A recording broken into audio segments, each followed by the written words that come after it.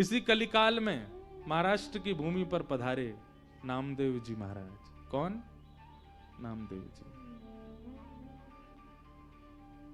सब में परमात्मा को देखते। एक बार एक स्थान पर बैठ करके आप भजन कर रहे थे, तो किसी ने आकर के आपको टोक दिया, बोले महाराज यहां भजन मत करो। बोले क्यों? यहां पे प्रेत आत्माएं रहती हैं। नामदेव जी बोले अब तो हम बैठ गए, अब तो यहीं करेंगे। जय हरि विठल, श्री हरि विठल, माए बापा विठल, इस प्रकार कीर्तन करने लगे।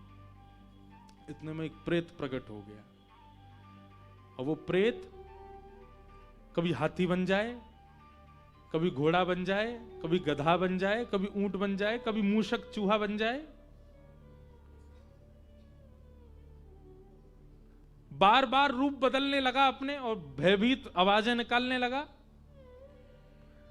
नामदेव जी महाराज ने जैसे ही उसको देखा तो नामदेव जी बोले, संसार के लोग झूठ बोल गए मुझसे कह के गए कि यहां कोई प्रेत रहता है, लेकिन भैया इतने रूप बदलने की सामर्थ्य प्रेत में नहीं, ये तो परमात्मा में है। और साक्षात परमात्मा मान के प्रेत को ही प्रणाम करने लगे। जय हो भले पधारे मेरे लंबक नाथ। इतने लंबे बन गए ठाकुर जी। बोले इतने रूप बदलने की सामर्थ्य ये किसी प्रेत में नहीं हो सकती, ये तो परमात्मा में है। जैसे ही दंडवत किया महाराज, था तो वो प्रेत ही, लेकिन तुरंत श्री पंडरीनाथ विठल भगवान प्रकट हो गए। और प्रकट होकर बोले, ए नामा, यहां तो प्रेत था, तेने उसमें भी मुझे देखा। नामदेव जी कहते हैं प्रेत में प्रेतृत्व भी आपसे ही है। प्रेत की क्या औकात कि वो किसी को डरा सके, उसके अंदर भय दिलाने का जो तत्व है वो भी तो आप ही हो। क्या प्रेत में आप निवास नहीं करते? भाई इस संसार में अपनी सत्ता यदि किसी की हो जाए तो फिर परमात्मा कैसे हो सकते हैं? रावण दशानन है, यह भी राम की कृपा है। कंस इतना बड़ा क्रूर है कि उसके कारण पूरी धरती कांपती थी, यह भी कृष्ण की कृपा थी उसके ऊपर।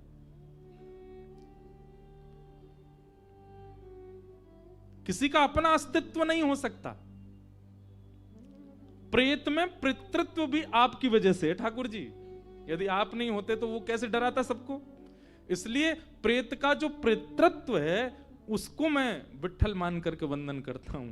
पंडरीनाथ भगवान ने हृदय से लगाया, बोले वाह, ऐसी दृष्टि सबकी हो जाए तो मैं सबको मिल जाऊं। लेकिन सबकी दृष्टि ऐसी नहीं बनती।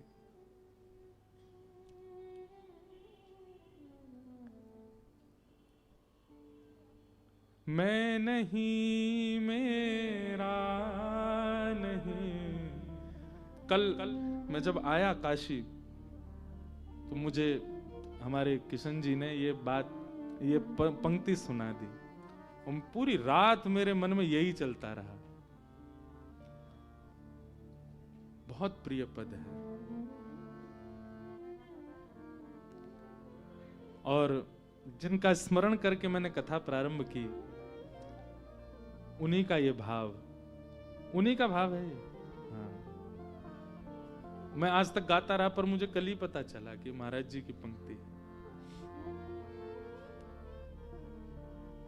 कितना सुंदर भाव है। मैं नहीं, मेरा नहीं, यह तन किसी का है दिया।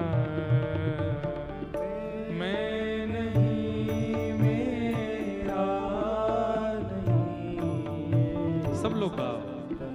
किसी का है दिया। मैं नहीं, मेरा नहीं, यह तन किसी का है दिया।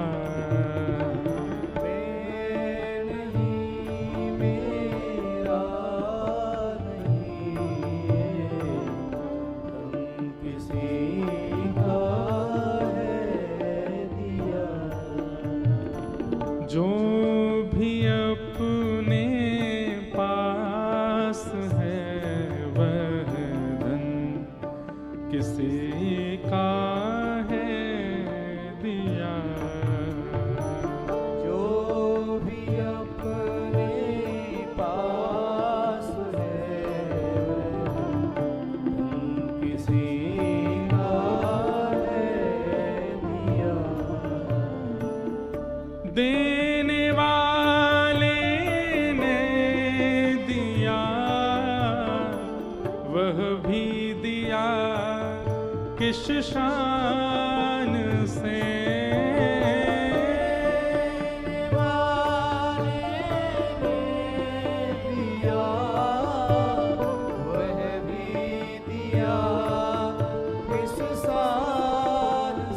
हमारी शिकायतें कभी खत्म नहीं होती ठाकुर जी से, पर ठाकुर जी ने हमको तन देने में तनिक भी कोई चूक नहीं की। देखने के लिए संसार को नेत्र दिए, सुनने के लिए कान दिए, नाक दी, जीव दी। संसारी व्यक्ति 1 लाख रुपया भी देता है तो ब्याज तय करके देता है। ठाकुर जी ने कोई ब्याज तय नहीं किया हमसे। कितने शान से दिया, जैसे मानो ये हमारा ही है। अरे मैंने आपको गाड़ी दी थी 1 महीना के लिए, लेकिन आप तो उसको 120 पे ही दौड़ा रहे हो जैसे तुम्हारी हो। ये काम हम लोग कर रहे हैं इस तन के साथ। इससे कुछ भी खाते हैं, कुछ भी पीते हैं, कुछ भी पहनते हैं। लोग कहते हैं, आजकल के मॉडर्न लोग कहते हैं, आप इतनी रोक टोक क्यों करते हैं कथा वक्ता गण की, ऐसे खाओ ऐसा पियो। अरे हमारा शरीर, हम चाहे जो करेंगे। अरे भाई तुम्हारा नहीं है, यही बात तो है। भाई किसी ने अपनी गाड़ी दी और तुम तोड़ ताड़ के उसको ब्रेकर पर दौड़ा रहे हो 120 पे, तो सामने वाला जब तुमको मिलेगा क्या हाल करेगा तुम्हारा? FIR अलग कराएगा, पुलिस लेकर के जाएगा। इसको मैंने इसके कार्य के लिए गाड़ी दी और ये क्या कर रहा है उसके साथ। आप कुछ भी नहीं कहा सकते, आप कुछ भी नहीं पहन सकते, आप कैसे भी नहीं रह सकते, क्योंकि ये तन विश्वनाथ ने दिया है हमको। और किस लिए दिया है? आत्म कल्याण के लिए दिया है। मानव देह अवसर है, निकल लो इस संसार के चक्र से। उसके लिए ठाकुर जी ने मानव बनाया हमको, और हम इससे कुछ भी कर रहे हैं? नहीं कर सकते यार। देने वाले ने दिया वह भी दिया किस शान से, देने वाले ने दिया वह भी दिया किस शान से। मेरा है यह लेने वाला, कह उठा अभिमान से। मेरा है ये मेरा है, ये अभिमान हम करते हैं। कह उठा अभिमान से। लेकिन अगली पंक्ति कितनी सुंदर। मैं मेरा यह कहने वाला मन उसी का है दिया।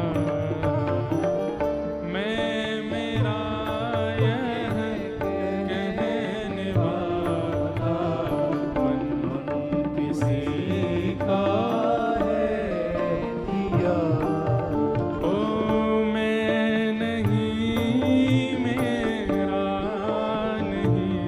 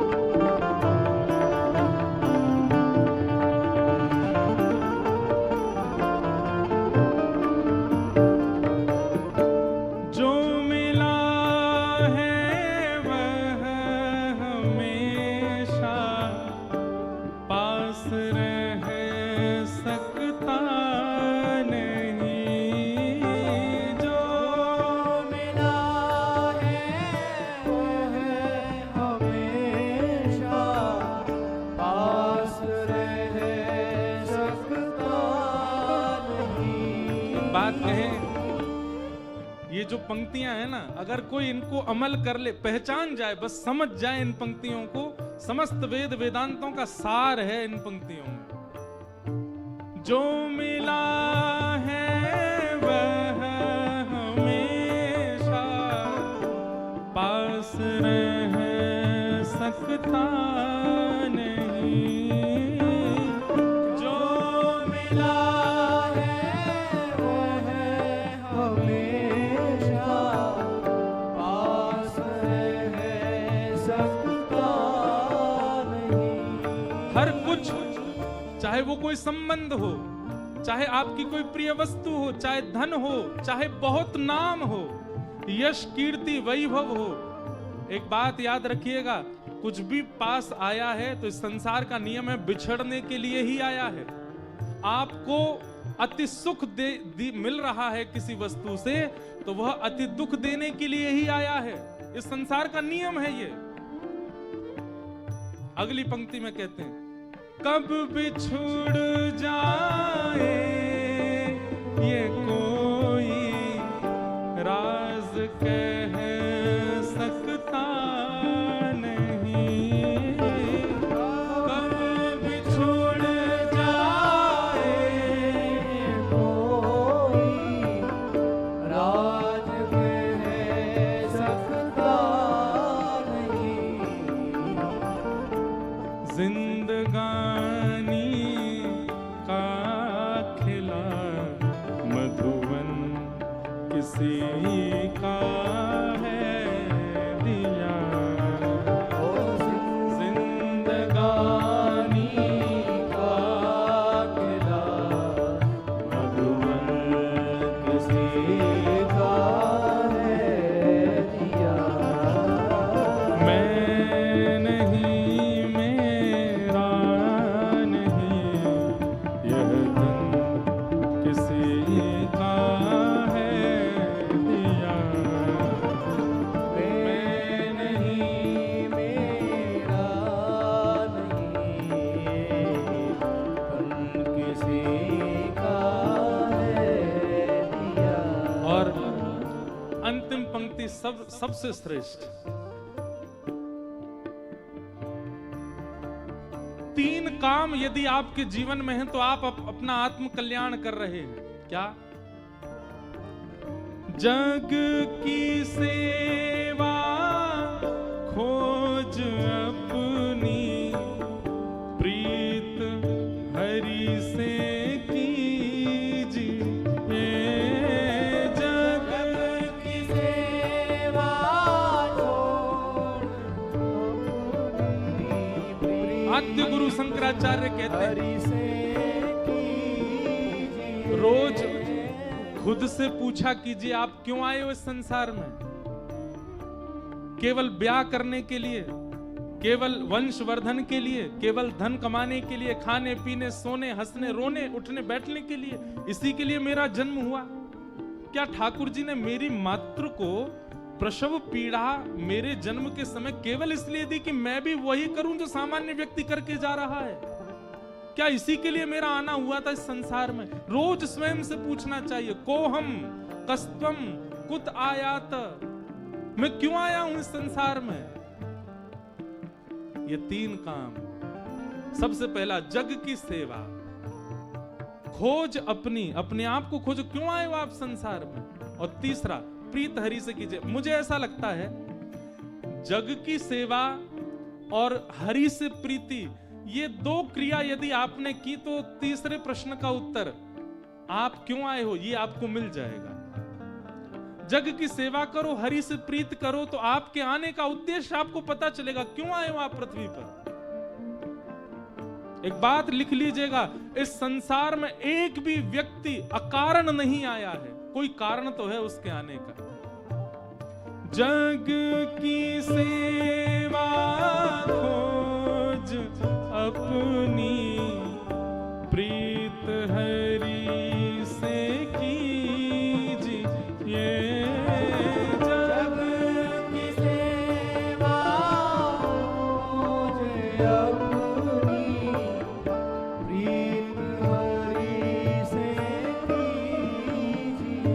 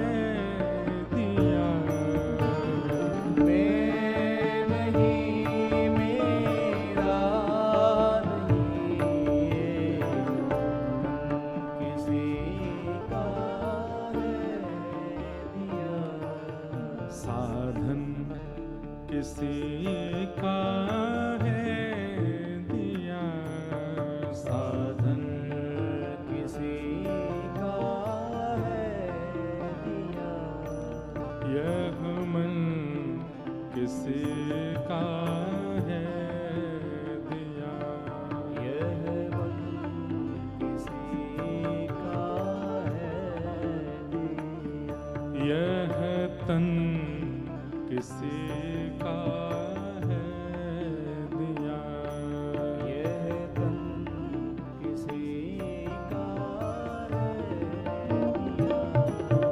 दिया। सर्वम खलु इदम ब्रह्म। ये स्थिति अगर हमारी नेत्रों की नहीं हुई है तो अभी हम साधक नहीं है, श्रोता नहीं है कथा के। अच्छा, ये स्थिति बन पाना बहुत मुश्किल है। हम कह तो रहे हैं व्यास मंच से, पर सब में ठाकुर जी का भाव होना बहुत मुश्किल है। तो फिर इसका एक दूसरा सब्स्टिट्यूट है। सब में परमात्मा तो नहीं दिख सकते, पर सब में गुण का दर्शन तो हो सकता है। हमारी दृष्टि कैसी, हम सब में अवगुण देखते, पहली बार देखते ही उसमें अवगुण देखेंगे। चलो इंद्र जी कथा हो रही है, सुना के लाएं आपको। अच्छा कौन है वो? वृंदावन के हैं। चलो ले आए कथा में। कथा में 3 घंटा बैठे, अच्छा क्या मिला ये याद नहीं रहेगा उसको। बाहर निकलते, महाराज जी नाचने वाला भजन कोई नहीं गाया उन्होंने, कोई ऐसा कोई संकीर्तन नहीं गाया जिसमें थोड़े पांव थिरके। हमने कथा सुनी थी, वो व्यास जी चुटकुल्ला बहुत सुनाते थे, एक भी चुटकुल्ला नहीं सुना। थोड़ी हंसी आए, 3 घंटा बैठे हम लोग। अवगुण बहुत जल्दी हम लोग देखने लगते हैं। ये आप अपने ऊपर भी आप अपने आप से पूछ के देखिएगा, ये सबके अंदर गुण होता है। लड़के वाले लड़की देखने जाते हैं अपने पुत्र के लिए, तो उसमें उससे मिलके जब लौट के आएंगे ना, गाड़ी में बैठेंगे सब वापस अपने घर के लिए, उसमें गुण कितने थे उनकी चर्चा बाद में होगी। हाँ ठीक है, गोरी तो है, पर उसके पांव देख के मुझको थोड़ा लगा कि पता नहीं शुभ है कि नहीं है। उसका मुख देख करके मुझे थोड़ी चालाक सी तो लग रही थी। तो अवगुणों की चर्चा करो ना, अवगुण क्यों? ये मानव स्वभाव है। हम जहां भी जाते हैं, जिससे भी मिलते हैं, जिसको भी देखते हैं, हमारा स्वरूप बन चुका है, उसमें पहले अवगुण निकालो। हम अवगुण शॉर्टलिस्ट पहले करते हैं, गुण कई बार हमारे नजरअंदाज में रहते हैं।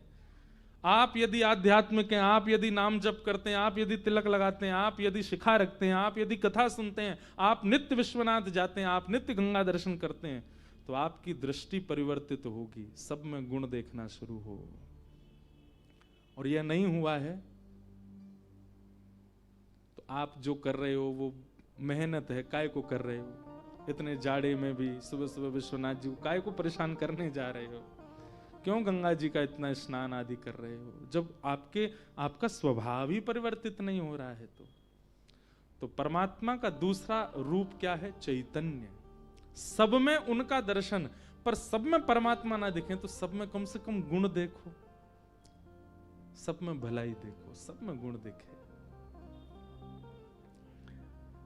राम जी का स्वभाव है वो सब में गुण देखते हैं, और रावण का स्वभाव है वो राम जी में भी अवगुण देखता है। वो राम जी में भी अवगुण देख रहा है। जिनका रूप देख करके पत्थर पिघल रहे हैं, जिनके स्पर्श से पूरी पृथ्वी मदमस्त होती जा रही है, उनको देख करके, उनके बारे में सुन करके, और कोई और नहीं सुना रहा है, स्वयं हनुमान जी जाके बता के आए, अंगद जाकर के बता करके आ रहा है, फिर भी रावण को अवगुण ही दिख रहा है। तो इसका मतलब क्या है? अवगुण दर्शन ये राक्षसत्व है। और जिस दिन आपकी दृष्टि में सद्गुण दर्शन भाव प्रकट हो गया, गुण दर्शन प्रकट हो गया, सद्गुण भी मत देखो, गुण ही देख लो। आप श्रोता हैं, आप साधक हैं, आप आध्यात्मिक हैं। तो भगवान का दूसरा रूप क्या है? चैतन्य।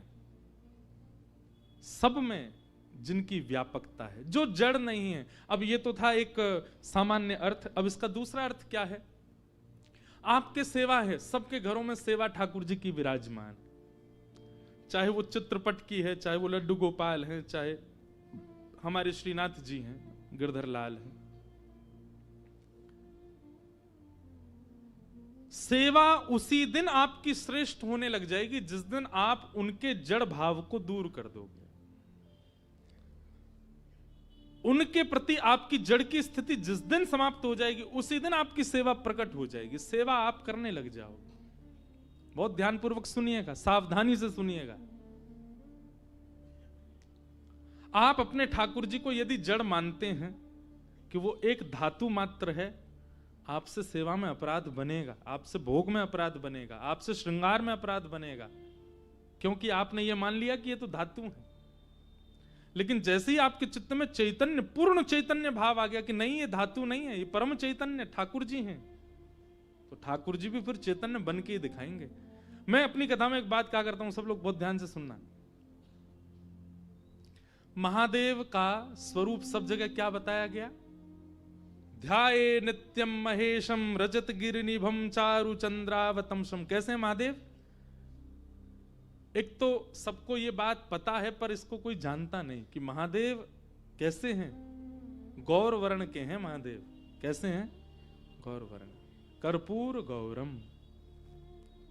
और इस श्लोक में भी कहा गया रजत गिरिनिभम, यानी कि जैसे चांदी का पर्वत चमकता है ऐसे महादेव की कांति है।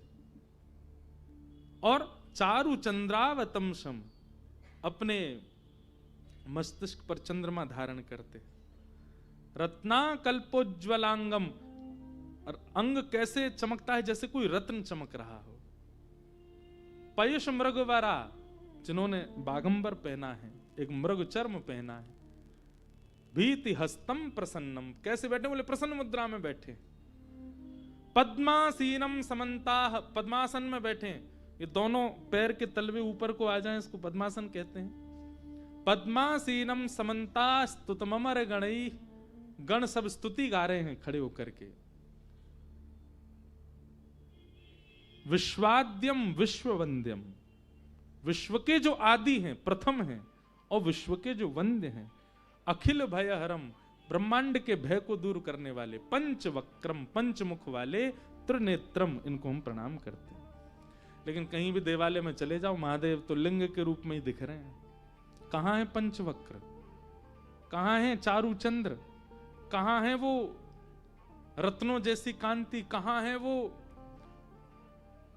चमकते हुए महादेव का स्वरूप? क्यों नहीं है वो विग्रह? और यही बात हमारे वृंदावन चंद के पास चले जाओ, उनका वर्णन कैसा?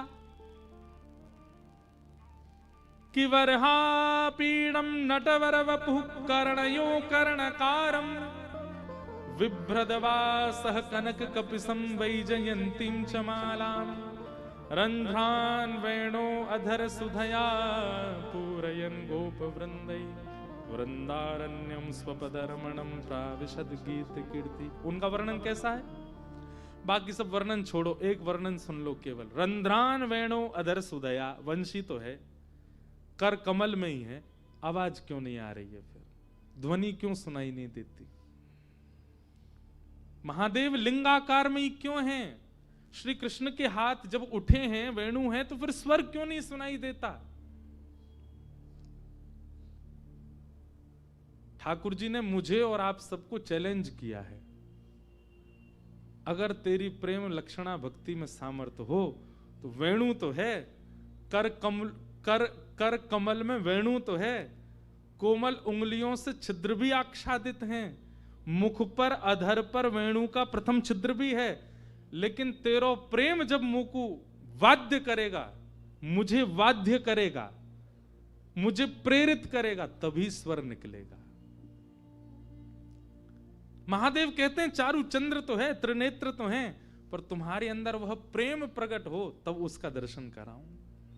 हमारे लड्डू गोपाल पूरे दिन यूं ही बैठे रहे घर में। ठाकुर जी कह रहे हैं मैं हाथ सीधे ना करूंगा, पैम सीधे ना करूंगा। क्यों? जा दिन तेरो प्रेम प्रकट है जाएगो, जा दिन तेरो प्रेम अथा है जाएगो, वही दिन अपने आत्मा में सीधे कर लूंगा। इसका मतलब क्या है? हमारी सेवा से अगर हमारे ठाकुर जी जैसे आए थे वैसे ही हैं, इसका मतलब ये प्रेम प्रकट किया नहीं तो ठाकुर जी बदल जाते हैं। ठाकुर जी थोड़े तो हाथ पांव सीधे करते, नेक तो परिवर्तित होते। अब यहाँ व्यवस्था नहीं तो हम अपने लाल जी का एक दर्शन कराते। जब हमारे ठाकुर जी आए थे 5 वर्ष पहले, तब का स्वरूप और आज के ठाकुर जी का स्वरूप आप कहोगे ये वो है ही नहीं। जब हमारे लाल जी आए थे तो ऐसे लगते थे जैसे पतर पूछ रहा से पतरे दुबरे। हमारे लाल जी के जिन्होंने दर्शन किए सबको यूं लगती है तो कितने बड़े होंगे, मोटे ताजे तगड़े होंगे, हैं सच में, पर दर्शन में हैं वो छोटे से ही। पर प्रथम दिन का दर्शन, और मैं रोज देखता हूं अपने प्रथम दिन के गिरधर लाल जी और आज के, ऐसा परिवर्तन। गदमदरा से तो गाल फूल गए उनके, नेत्रन में ऐसी रौनक सी आ गई है, कांति ऐसी लगती है अद्भुत। अब जैसे हाथ पांव बिल्कुल खा पी के जैसे खाते पीते घर के बालक हो जाते हैं, ऐसे लाल जी हो गए। पहले कोई वस्त्र धराने से आते ही नहीं थे, इतने छोटे से ठाकुर जी हमारे। अब आप कितने बड़े वस्त्र ले आओ, कैसे भी करके धारण कर लेते। तो चैतन्य, आप जिनकी सेवा करते हैं, केवल नियमित रूप से भोग लगाना, आरती करना, यह आपका कर्तव्य नहीं। आपका कर्तव्य यह है कि जैसे आए ये परिवर्तित होने चाहिए। इनके स्वरूप में थोड़ा तो, भाई बालक जन्म लेता है वो छोटा सा ही होता है, 10 साल हो गए इतना सा ही है, माँ को चिंता नहीं होगी। चिंता क्या होगी, पूरा घर परिवार रोएगा, ये बढ़ता ही नहीं, इतना सा ही है। हर दिन उसमें परिवर्तन आए, वो कुछ नया सीखे, कुछ नई क्रिया करे, उसके हाथ पांव थोड़े बढ़े, चलना सीखे, बोलना सीखे, आंखें टिमटिमाए, पूछें कान कहाँ है तो तुरंत बताए, नाक कहाँ है ये है, जीभ कहाँ है ये है। हर दिन कुछ नया ज्ञान, उसमें परिवर्तन दिखता है, तब परिवार प्रसन्न रहता है कि हमारा बालक पल रहा है, बढ़ रहा है। सेवा में भी आपका भाव और आपके ठाकुर जी का स्वरूप, इसमें परिवर्तन आना चाहिए, तब आपकी सेवा लग रही है, आप सेवा कर रहे हो, ये बात पता चलती है। ये इसी को कहते हैं चैतन्य। ठाकुर जी का तीसरा रूप क्या है? आनंद। हमारे गुरुदेव एक बहुत अच्छी बात कहते हैं, ठाकुर जी के प्रथम 2 स्वरूप यदि आपने भली भांति पहचान लिए, यानी कि सत्य और चैतन्य, तो तीसरा रूप अपने आप प्रकट होगा। क्या? आनंद। वो सब गाओगे, नंद घर आनंद भयो जय कन्हैया, अवध में आनंद भयो जय रघुवर राम की। आनंद। रहते काशी में हैं, गंगा तट पर हैं, फिर भी इतने निराश हताश उदास क्यों? ये तो आनंद वन है, यहां तो महादेव भी आनंद में रहते हैं। आप क्यों इतने निरानंद में हो? क्योंकि आपने महादेव को उस रूप से देखा नहीं, जाना नहीं, पहचाना नहीं, इसलिए निराश हो। तो सत्य परमात्मा को जिस दिन आपने चैतन्य रूप से भज लिया, उसी दिन जीवन में आनंद आएगा। सच्चिदानंद रूपाय विश्वोत्पत्त्यादि हेतवे, विश्व की उत्पत्ति, पालन और संहार, ये 3 क्रिया जिनकी हैं। तापत्रय विनाशाय, 3 प्रकार के तापों का जो उपशमन करते हैं। ताप किसको कहते हैं?